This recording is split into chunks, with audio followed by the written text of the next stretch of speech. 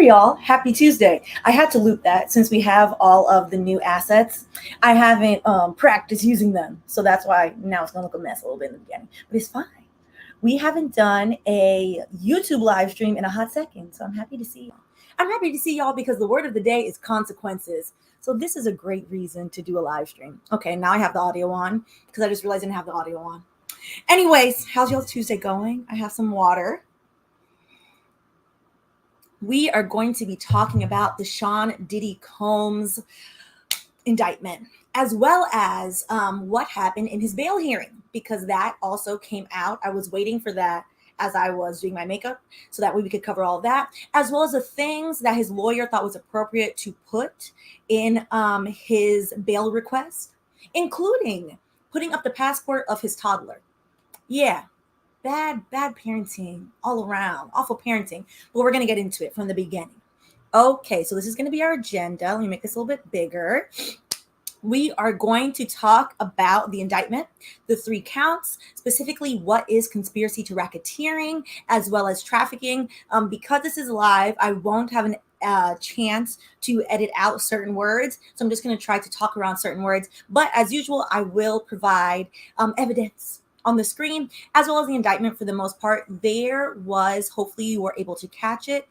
The AG did a press conference in which they showed some of the evidence of what was found in Diddy's home. I cannot show that on YouTube because it is weaponry of varying forms.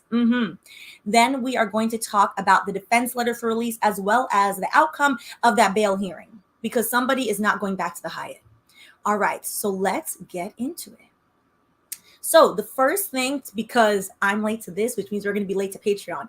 But after this live stream finishes, if you want to, or if you're already a Patreon, we're going to have or if you're already a patron, we're going to have a Patreon only live stream about what happened to Black media.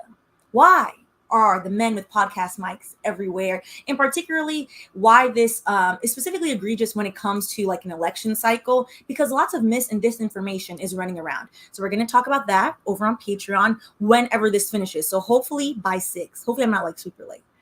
And then with that, a huge thank you to Patreon as well. I appreciate all of your support, and I appreciate all of y'all for coming as well. And, if you haven't already, go ahead and like and subscribe. Thank you for showing up to the live stream, because I know I haven't been as consistent over here, but the goal is to get back to it. So with that, a huge thank you to Allison A, Allison W, David, Edguy, Juanita, Judy, and Robert. All right. So to why you're here, that's probably the fastest intro we've ever done. Proud of me. Yes, because we've been live for 3 minutes. Okay, so there are only 3 counts in this indictment. Important to note, while Diddy's alleged and not so alleged past has been documented to various, I would say, issues of abuse, the 1999 nightclub shooting, which he's related to, which justice for that woman, as she has held her story together for almost 30 years and said the same thing. The indictment is covering everything from 2008 to 2023-ish. So that's currently where we're at. The investigation, though, is ongoing. So there is a possibility that maybe they do open the investigation up to include things before 2008. But currently, that is where the indictment is at. All right. So for what it's worth, we are talking about 3 counts today. So we have racketeering conspiracy. Count 2, we have trafficking by force, fraud, or coercion. And then count 3, transportation to engage in sex work. Okay, so specifically with racketeering conspiracy, because we have covered racketeering extensively, racketeering is when you have to show that the criminal enterprise is in the business of doing something either interstate or intrastate. So these are federal counts. He's in SDNY, Southern District of New York. So it would be interstate commerce, having to do with trafficking of arms, trafficking of human beings, trafficking of things you have no business in trafficking. Always negative. Racketeering conspiracy, however, is a bit easier to prove in that the federal government will not have to show that the actual enterprise exists. So in this instance, the enterprise is going to be his various companies. So you have Bad Boy Entertainment, Combs Enterprises, since that is his last name, as well as a few of the different companies that he started to manage Ciroc and De Leon. So With conspiracy, they're just going to have to show that him as well as the co-conspirators acted to further the enterprise. They don't have to prove that the enterprise actually existed, so it's a bit easier to prove. And then you have with count two, the trafficking. There are now, because there have been searches and seizures, plenty of evidence. There's also eyewitness evidence. This, I would say, the federal investigation likely started before Cassie Ventura's lawsuit.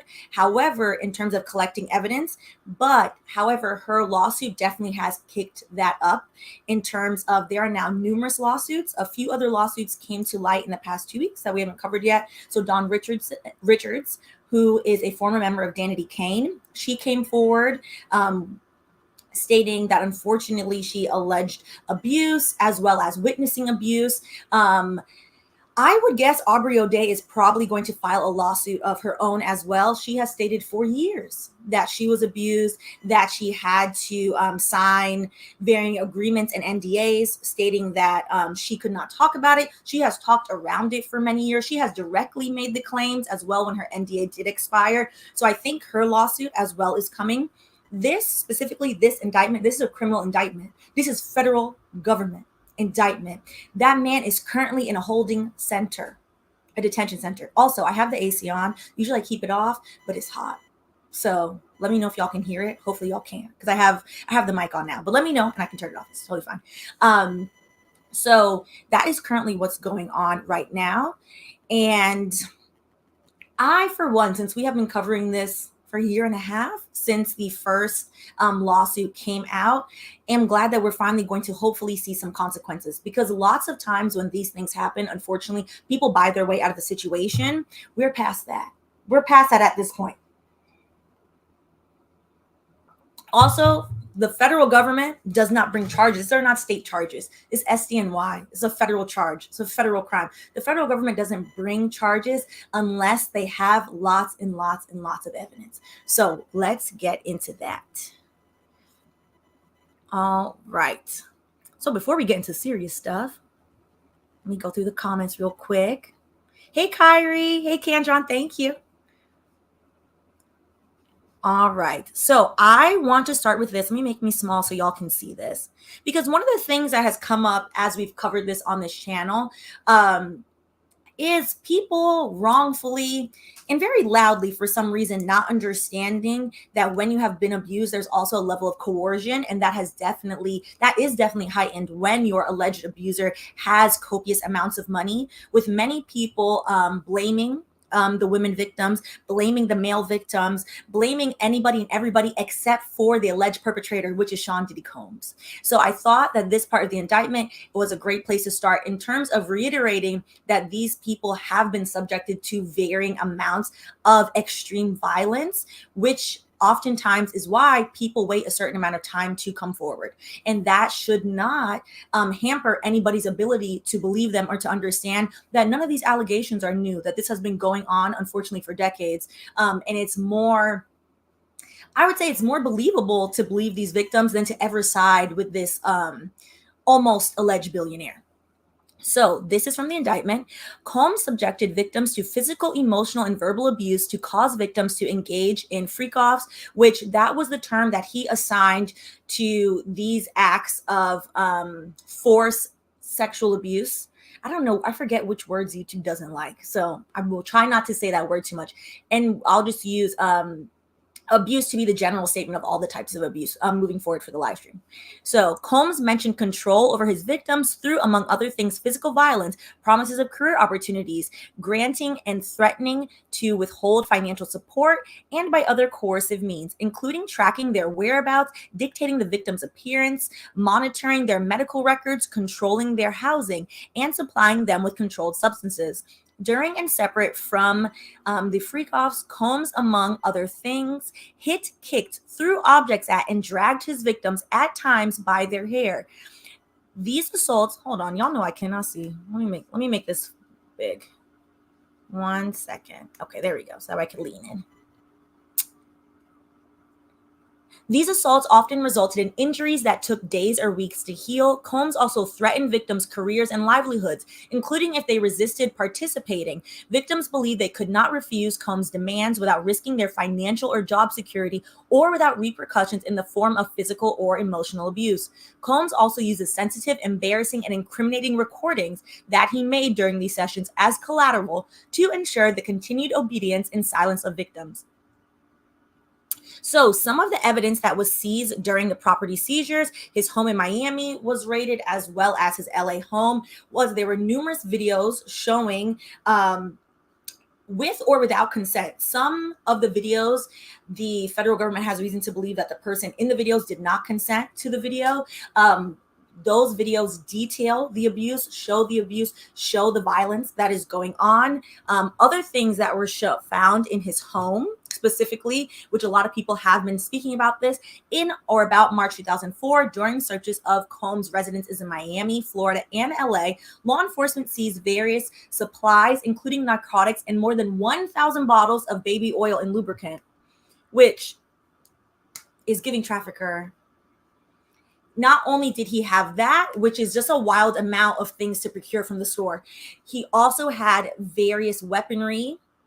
I don't think you can say GUN during a live stream, so I'm not going to say it, including that, which he had 3 AR-15s, and specifically they had defaced serial numbers. It is illegal, it is a crime to take off the serial number off of weaponry, because the purpose is to be able to track it in case you use the weapon. Also, the amount of magazines that he had, including, according to the AG in the press release I watched, one which was up to around 50-ish rounds of ammunition. 50-ish rounds of ammunition, and you are allegedly supposed to be a singer, rapper, manager, man about the town that likes to throw parties. Why are you even in possession of a semi-automatic weapon unless you are participating in trafficking?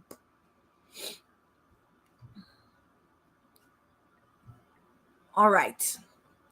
There are also picture evidence of that as well. Specifically, if you watch the press, it's not the press conference, not the press release, the press conference, they show all of the things. So it's not an allegation that these things are in his home. The feds raided his house and they were in his house. So they are now showing it. What's interesting, I would say, about the indictment, it's quite short. It's only 14 pages. It is not as graphically detailed as the lawsuits have been. And I think that is written in that manner. The whole purpose is to ensure some level, I would say, like, of safety, as well as some level of privacy, whatever privacy can be had left for the victims, because they're not having to relive this multiple times. So nobody's name is mentioned besides Diddy's name in the indictment. None of the victims' names are mentioned. It's all varying, I would say, like, somewhat vague in terms of, but the way that they're describing it, it tracks with all the lawsuits. So you can kind of see, like, okay, so this is what is going on throughout all these lawsuits. So clearly the lawsuits were helpful in having the federal government know where to pinpoint which certain actions, which videos. Numerous videos have come out publicly showing the abuse going on, as well as showing kidnapping. There have been allegations of arson, which we'll get into as well. So specifically, the alleged witness and victim intimidation. So a few of the higher up employees were also implicated in this, with low level employees also being implicated, with specifically the low level employees stating that they were terrified of their boss, that they were terrified that something would some harm would come to them, etc. So it was stated in the indictment. When employees, witnesses to his abuse, or others threaten Combs' authority or reputation, Combs and members and associates of the enterprise, so the enterprise is basically all of his companies put together, that is the allegation that is making up the enterprise that is furthering this level of trafficking, engaged in acts of violence, threats of financial and reputational harm, and verbal abuse. These acts of violence included kidnapping and arson. Kidnapping, the legal definition, is simply holding somebody against their will in any space that they do not want to be in. So if somebody holds you in a room and you say, hey, I want to go, and they say no, and they stand in front of the door, they have essentially committed the crime of kidnapping. And then arson, I believe the arson that they're referencing is in reference to Kid Cudi's car being allegedly set on fire, which that was referenced in Cassie's lawsuit when she was describing that anyone who tried to help her, harm unfortunately came to them as well. In addition, on multiple occasions, Combs threw both objects and people, as well as hit, dragged, choked, and shoved others. And some of this is also on videotape.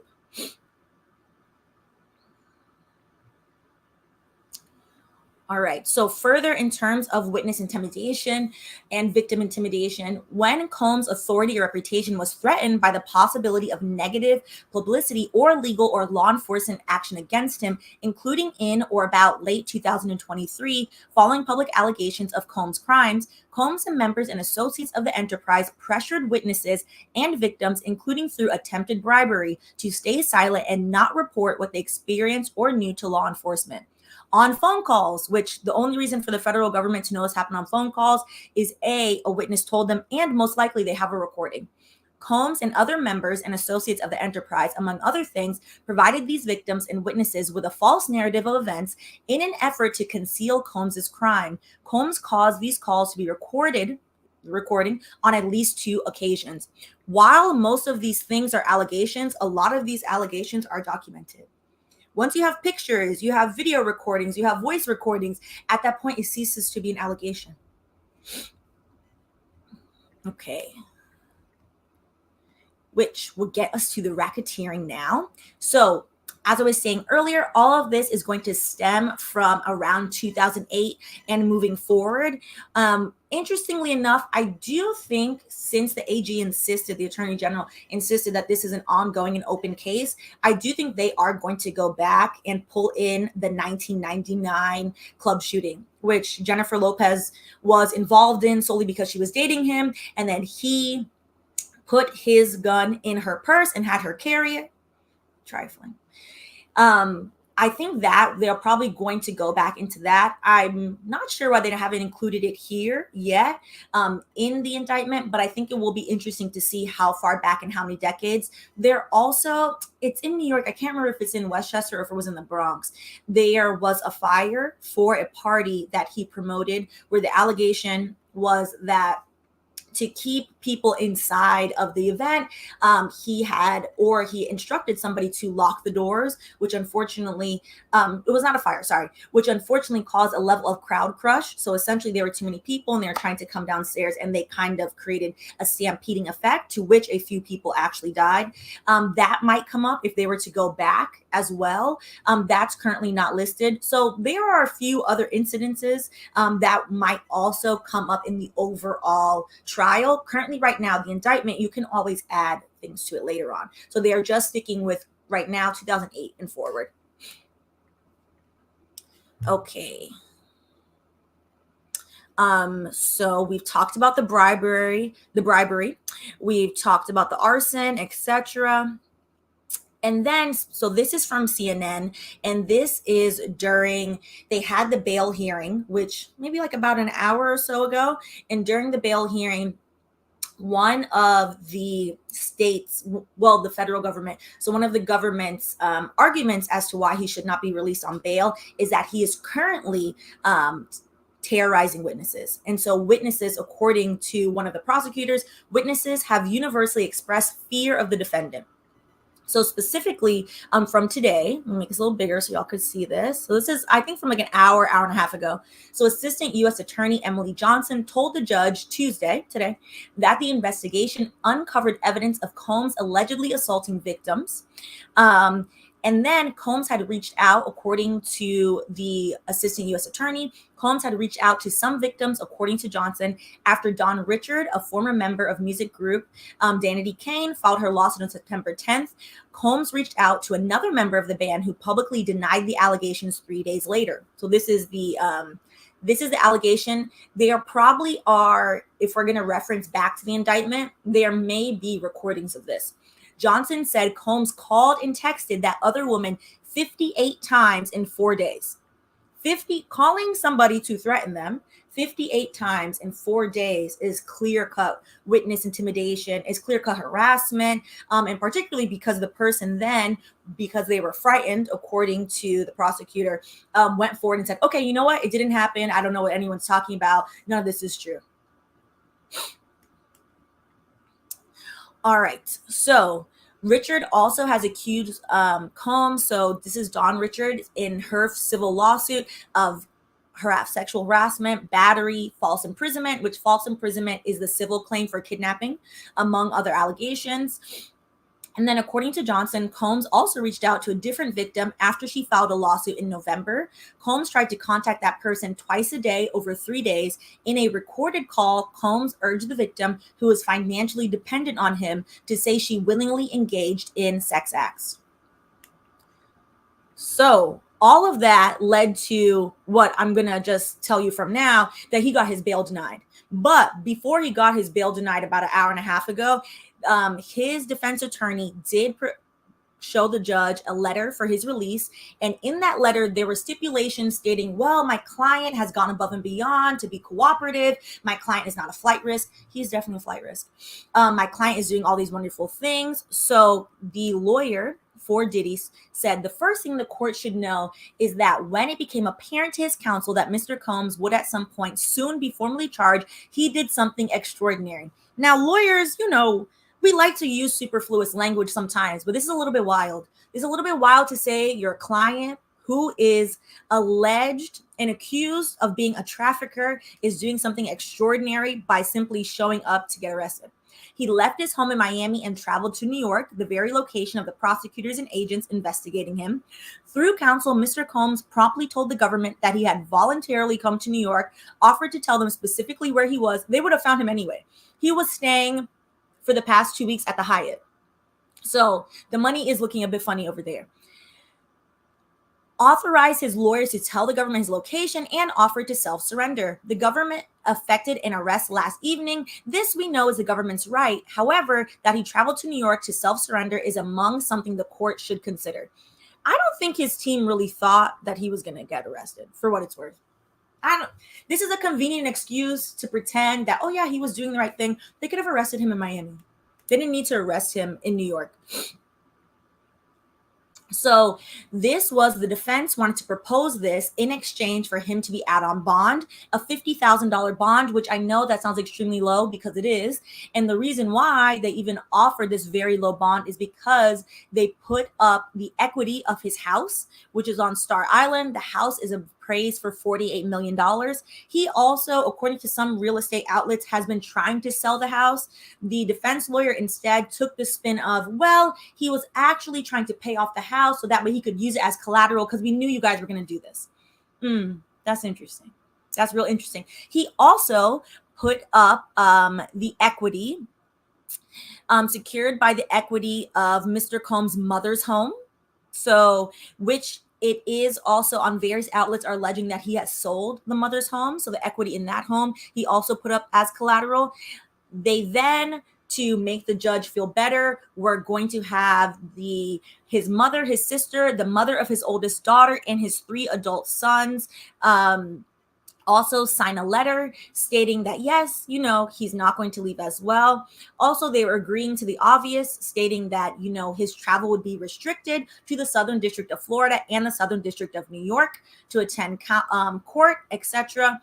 Surrendering his passport. So Mr. Combs' passport was surrendered to his counsel on April 1st, 2024, according to his lawyer. His counsel advised the prosecutors of this fact in an email dated the same day. There's no way for anyone to corroborate that besides the lawyer. So interestingly, and in my opinion, sadly enough, this is Diddy's defense lawyer also offering the passports of people who have nothing to do with this. The passports of the following family members who have already surrendered their passports to counsel. So they, according to the defense lawyer is in possession of all of these people's passports. So they are not allowed to leave the country. Janice Combs, who is his mother, Chance Combs, Jesse Combs, his daughters, Delilah Combs, and Love Combs, who is his toddler. The fact that you would have your lawyer even surrender the passport of your toddler who has done nothing and who should not be in involved any what way in this, and now whose name is in legal documents because their father unfortunately happens to be a vile person. It's very strange. It's also to Callie Coco's point, what I was going to say as well, it's very odd that he offered up all of his daughter's passports but none of his sons, which is very interesting. No Justin Combs to be found. I forget all their names. None of the other sons, just the daughters, which should tell you how he feels about his daughters to begin with and the value of them to him, as well as the despicable nature of this person who, after his lawyer also included the standard things, which would be home detention with GPS monitoring, etc., that request was denied. So the judge refused to grant bail to Diddy, and he ordered him to be in jail while he awaits the trial. So he will most likely, I'm sure his team will continue to appeal this. If the judge has already decided that they are not giving, I didn't look up to see who the judge was yet. If the judge has already decided that they are not giving bail at the beginning, it's highly unlikely that he's ever getting bail. He's most likely going to sit there until trial, unless some extenuating circumstance happens. Sometimes with defendants accused of trafficking, the only times I've seen them even be allowed to maybe be out on bail is if they have to have surgery. So they'll let them out for like a week, so that way they can have the surgery, they can have the recovery, but the whole time you have an armed guard and then they put you back in the cell. Unlikely. So yeah, that's where we're at with that. Definitely going to keep track of what is going on. And particularly, I think it is interesting to see that finally, after 3 decades of documented problem, coercion of others that have worked for you, that maybe, just maybe, we will see some consequences. So I think it's going to be interesting. A few of his sons also, though, have been named in other lawsuits as perpetrators of violence themselves. So they might also be receiving criminal charges. We'll see. But I cannot remember right now the names of which, since he does have a few children, which sons were named, but a few of them were cross-referenced as participating in. And the argument could be made depending on the age at the time of participation that they were coerced. However, the 2 that were named at the time of participating in violence were above the age of 25. So, unfortunately. So the idea that coercion is there when you are at that point, I think the one named was at the time maybe 27 or 28 when you're a grown adult, is unlikely. It's less likely for what it's worth. All right. So on that point, let's look through the comments real quick. Let's go. Let me put the, if you're just tuning in, I'll put the agenda here so that way you can scroll around to which part you want to see. And then I'm just going to go through the comments.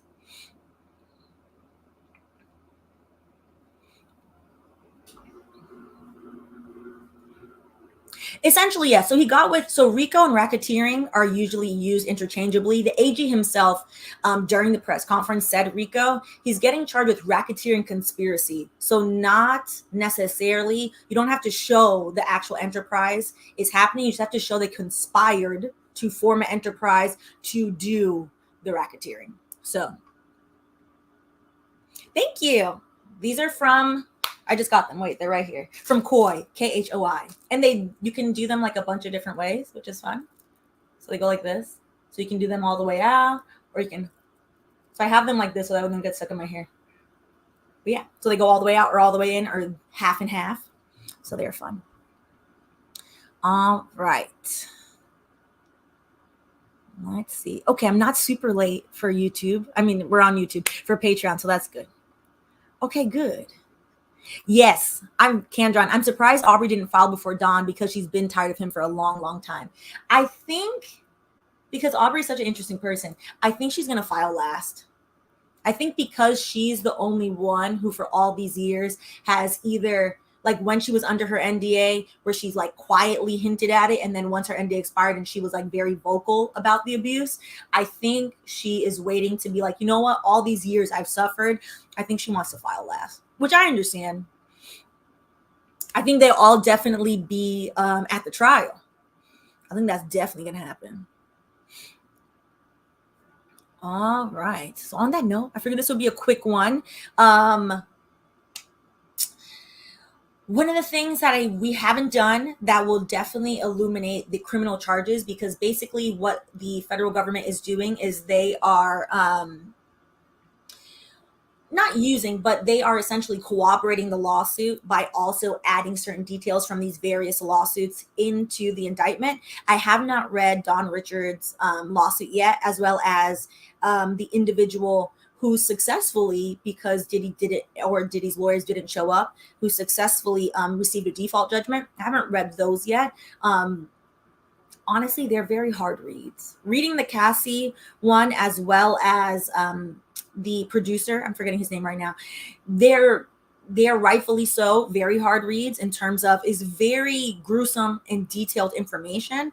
I will skim it to see so that way we can keep track of everything. But I am hoping, since the federal indictment is going on as well, and he is offering up so much collateral in terms of money, that everyone who has sued him and that has these very valid documented claims, that they receive their payouts before or simultaneously, while he most likely is going to spend some years in the penitentiary, most likely. So we are going to see.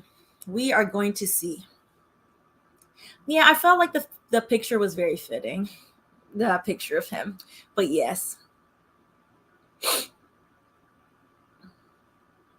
I think it is sad that his mother has been implicated. My understanding is that she is somewhat terrified of him, and it has been reported numerous times, unfortunately. And he also is willingly selling her house, offering up the equity in her house, offering up her passport as if she's not a grown adult who has agency, which is like very sad to see. So on that note, we will keep it short and to the point.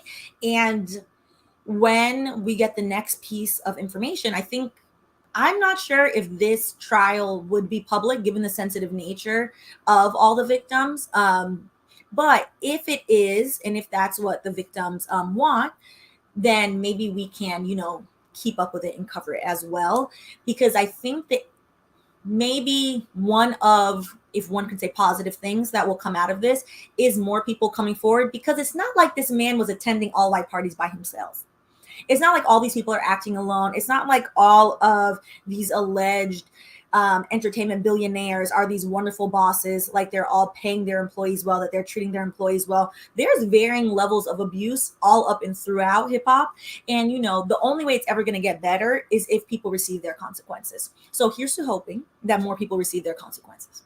So on that note, so I did change it to 6. So I'm going to go over and head to Patreon, and we're going to talk about what the hell happened to Black media. All right. I will catch y'all later. Bye.